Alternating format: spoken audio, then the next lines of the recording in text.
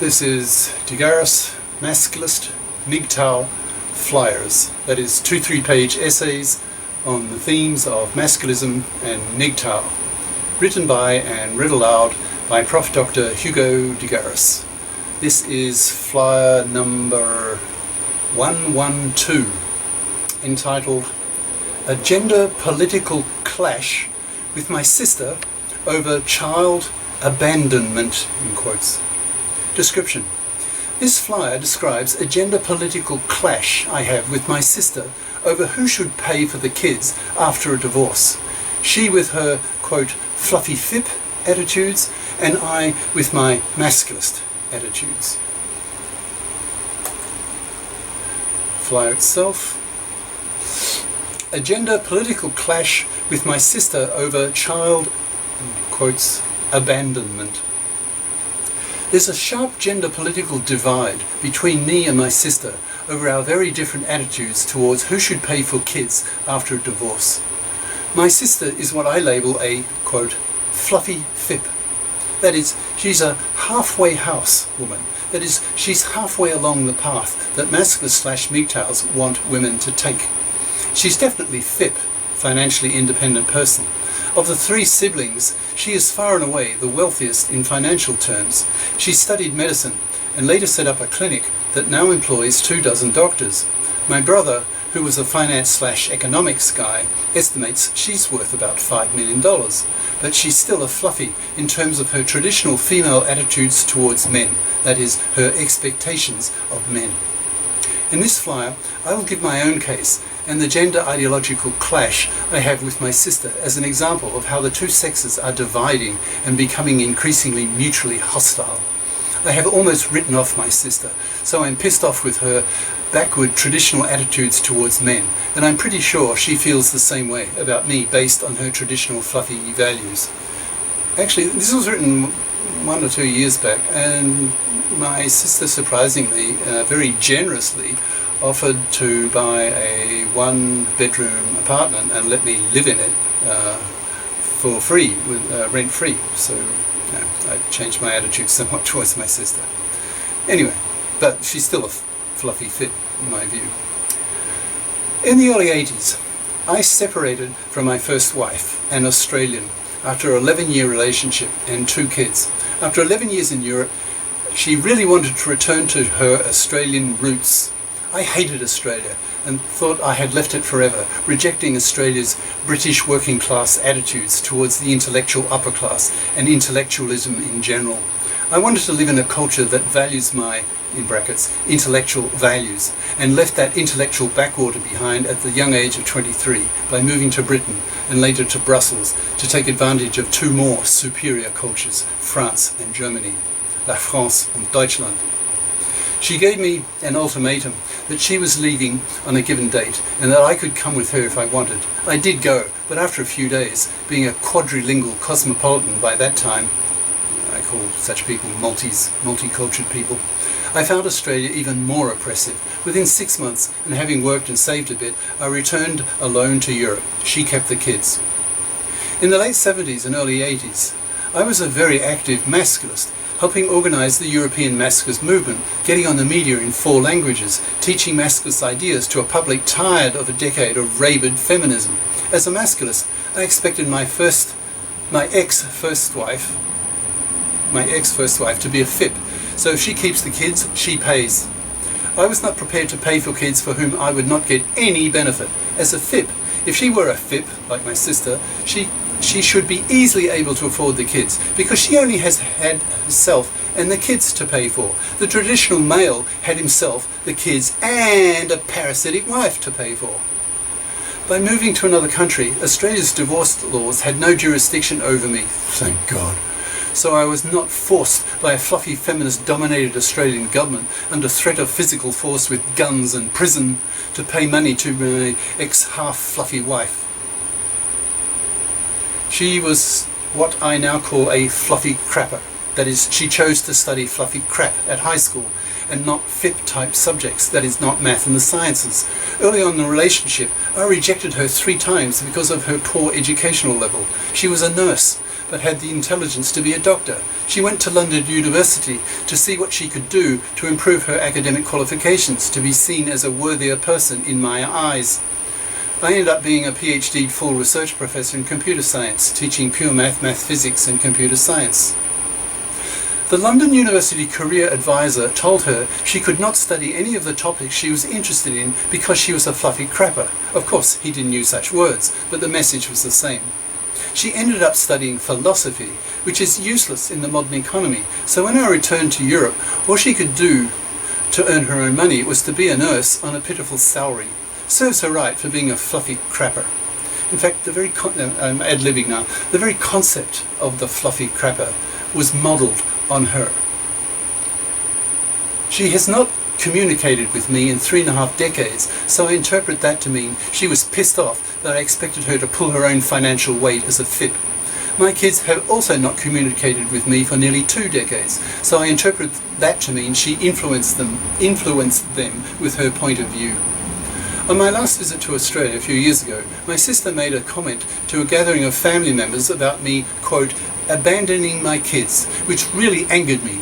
It's obvious to me that my sister still has fluffy attitudes towards men. She expects men to help pay for women to have kids. When I tell her about my masculist ideas, that women should be FIPs and pull their own financial weight and not parasite on men's money, it's water on a duck's back. My suspicion is that women are genetically evolved to expect men to pay for them to have babies. Women evolved to trade female sex for male protein. Human females were unable to hunt because they had to stay at home looking after helpless infants and kids while the males hunted. The females bride males to give them protein by evolving to become the sexiest of all mammals. So, given these ingrained attitudes of women towards, quote, men paying for women's kids, how to combat it? Masculists have a hatred of fluffies and gender politicians who created the divorce laws that now financially massacre one married father in 4. The fluffy feminists have persuaded the gender politicians to give them what they want. Most feminists are still fluffies when it comes to getting money from men to pay for their babies. So masculists talk about fluffy feminists and all the hypocrisy that implies. Fluffy feminists want equal rights in the workplace with men, but still expect men to pay for them to have kids, instead of being FIPs, earning their own good money and pulling their own weight, so that if she takes the kids after a divorce, she pays for them. I don't see women changing their attitude on this issue. I'm suspicious it's genetically ingrained in them to expect men to support them when they have kids, so this fluffy attitude will have to be fought so that men get men-fair gender laws. So how to fight them? By punishing them. Nearly all men are FIPs, so men have the power to force women to be FIPs.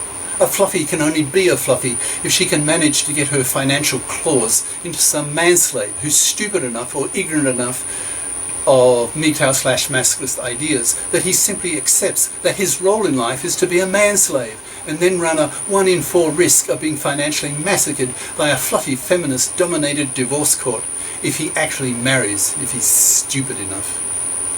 MGTOW/masculists are so angry at this massive injustice committed against them that they're now prepared, quote, to wipe out the whole population unless the hated, genocidal, criminal gender politicians men-fair the gender laws, for example, particularly regarding divorce and the paternity rejection right. The MGTOW/masculist movements are currently going through their first main development phase, that is of consciousness raising, that is becoming aware that there's a massive problem that men are now having regarding the men unfair culture we live in. Men are waking up in their millions and changing their attitudes towards women. Millions of MGTOW/masculists now spit at fluffies and fluffy crappers in high school who don't bother to study the FIP majors, preferring fluffy crap, the intellectually easy option, thus making them fluffies as adults, who will then start looking for a manslave to exploit when they want to have babies. MGTOW/masculists have the power to wipe out these fluffies, not by killing them, but simply ignoring them to extinction. Masculists/MGTOWs are now telling women in their millions that, quote, unless you're a FIP and not expect to be able to parasite off my money, I will have nothing to do with you. You can rot on the shelf, you fluffy. The MGTOW/Masculist movements have yet to move into the second major phase of their development, that is the educational phase, that is teaching women and society, especially the journalists and media people, that if a woman is not a FIP, she won't have kids because no man will even fuck her. In the former Masculist slogan, be FIP or be manless, and to fluffy crapping high school women, no calculus, no baby. MGTOW/Masculists need to put enormous moral pressure on women, fluffies and fluffy feminists, to become FIPs, otherwise they'll be severely punished. They just will not get a man. But FIPping all women is only a necessary condition. The example of my fluffy FIP sister shows that being FIP for a woman is not sufficient for MGTOW/Masculists.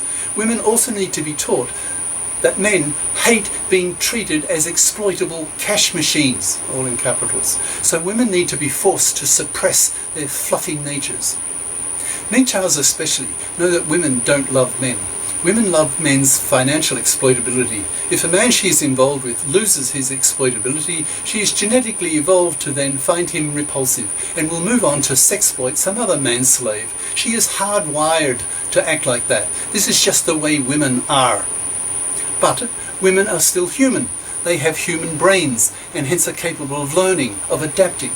As phase 2 of MGTOW/Masculist development is well advanced, that is, both women and society are well educated concerning MGTOW/Masculist ideas, then women will be forced to adopt non-fluffy attitudes towards men. Otherwise, they will be rejected by men. In the distant past, to be rejected by all men for a woman was death, because she could not even properly feed herself without protein. Women have thus an evolved fear of total male rejection, which makes them feel totally depressed. So MGTOW/Masculists can use that female trait as a weapon against them to force women to be FIP and anti-fluffy in their attitudes towards men. MGTOW/Masculists need to give more time and energy to the general education of women and society concerning MGTOW/Masculist ideas. Once most men become conscious of the massive injustice committed against them, they will get collectively angry and put block vote pressure on the gender politicians, who will fear this collective reaction from men and be motivated to men-fair the gender laws. At the moment, most women are still fluffies or fluffy feminists, and most men are still ignorant of MGTOW/Masculist ideas. Now remember, I wrote this 1 or 2 years ago. Things have changed a lot. Good, and will keep increasing exponentially. So women have the block vote with gender politicians, so these gender politicians give fluffy women what they want. But that will change, with MGTOW/Masculists refusing to have anything to do with fluffies. Fluffies will then convert in their billions to become FIPs and will join forces with the men to pressure the gender politicians to men-fair the gender laws. Millions of women will know that the major reason why men refuse to marry and have kids is because of the massive injustice of the gender laws against them. So when women and men together push for men-fairing, it will happen. If the men-fairing of the gender laws takes too long, then the population will continue to crash until far more drastic measures are taken. That is, the gender politicians begin to be assassinated, because drastic situations like the population crash will demand drastic solutions. That is, assassination of the gender politicians by both men and women. By men, because they're so angry at the injustice against them, and by women who want to get a man who will give them a baby. I look at my sister and am conscious just how much more work the MGTOW/Masculist movements have to do. We have to wake up all men, then teach women and society that women have to be FIP and anti-fluffy, or the whole population continues to crash as men continue the paternity strike. Cheers. Prof. Dr. Hugo de GARIS. Email profhugodegaris@yahoo.com. Website profhugodegaris.wordpress.com. YouTube channel name de GARIS, Masculist, MGTOW, Flyers.